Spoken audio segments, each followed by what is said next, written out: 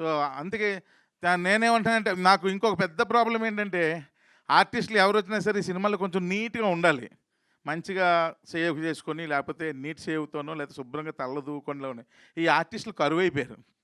ఎవరొచ్చినా ఇంతింత గెడ్డాలు, ఇంతింత హెయిర్‌లు. ఏంది ఈ కథేమో అలాంటిది గాదు. క్లీన్‌గా, నీట్‌గా ఉండాల్సిన కథ. అసలు అలాంటి ఆర్టిస్టులే దొరకట్లేదు.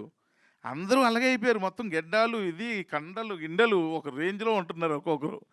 సో, మళ్ళా ఈ సినిమాలో చాలా క్లీన్‌గా, నీట్‌గా ఇప్పుడు మీరు చూసారు కదా గ్లిమ్స్‌లో ముద్దుగానే యశోద అని ఎంత హాయిగా ఉందో ఆ సంగీతం.